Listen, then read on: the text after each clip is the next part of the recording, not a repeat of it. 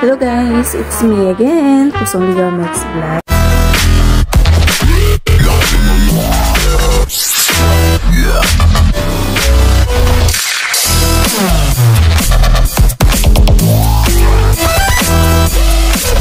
Alright, so tandaan nyo pa ba yung nasa likod ko? Alright, of course.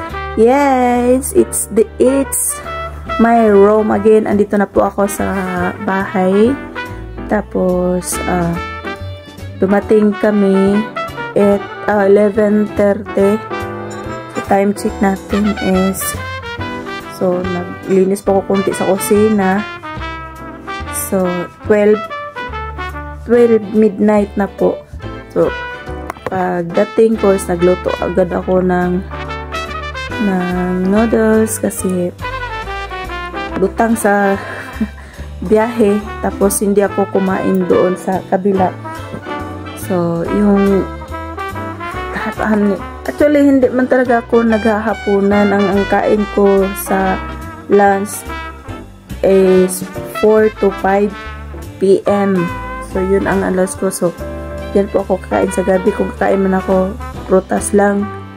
So kanina kumain kami for almost 5 o'clock na yun. Tapos ay nagutom man ko, pero hindi ako kumain doon sa kabila, baka magsuka sa biyahe. So nagutom ako pagdating, nagluto ako ng noodles. Alright, so hindi 10 days ang hindi na namin na-achieve yung 10 days. Yun talaga ang plano ni Mama, 10 days para ano pa yung bagong katulong, abuto na ako ba. Tapos para maanuhan daw, maturuan. Ang problema is dili po ako hands-on sa baby. Ang plano nila pala sa akin is ako ang sa baby, tas ituro ko lang daw sa Pilipina na bago. Tapos sinabi ko sa kanila hindi pwede ako sa baby. So malaking istorya na actually yung nanay ko, si motherhood, hindi siya naniniwala sa mga sinasabi ko. So pagdating kahapon ng isang Pilipina, si katawa nilang vlog doon kasi may party-partihan sila, yung na lang nila pang welcome sa baby. So si katawa vlog na ang nag-explain sa kanila. So tiwala pa sila kasi mas nauna pa yun sa akin. Sa akin is yung si motherhood, in-explainan ko, parang hindi siya naniniwala sa mga ganun mga bagay. Tapos yun na ini-explain nila ini-explain ni Linda sa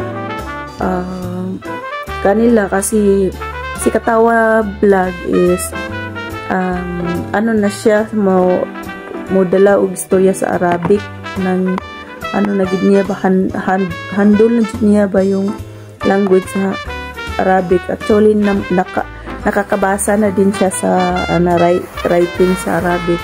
Niya ako kay Arabic Karabaw pa man niya akong hibawaan. So yun, napaaga kaming uwi. So nag-decide ang lahat ng anak ni Mama na ang mga madamers, nag-decide sila na pauwi na lang ako dito para safe na lang din sa bata. Kasi sa totoo lang po ay pag ako ang tumingin sa bata, talagang mauusog ang bata. Kaya yun ang iniiwasan ko. Ayoko makakasala ako kasi ang mata ko is mainit. Mainit sa lahat ng bagay. Pag ganun-ganun na niya akong mata, pero pag ako'y makatingin, talagang sapul na sapul ka. Kung lalo na kung makati yung dila ko, ay nako, Diyos ko Lord, patawarin kayo. Kung anong mahinat nandyan, yun na yun. Kaya in-explain ko sa amo ko na ganun. So hindi sila nakontento.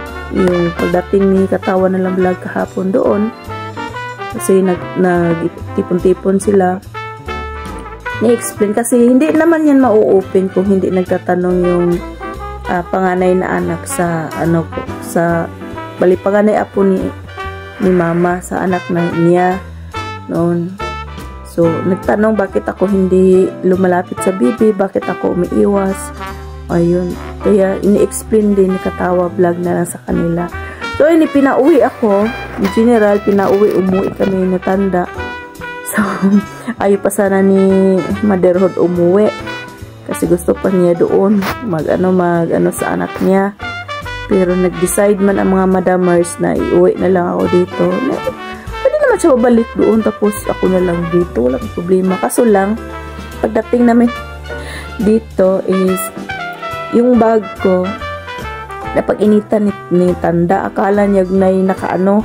Alam niyo anong ginagawa niya? Binuklat niya. Pinabuksan niya yung bag ko. Yun naman ang bag ko. Yun lang naman. Yung labahan pa yun. Yan.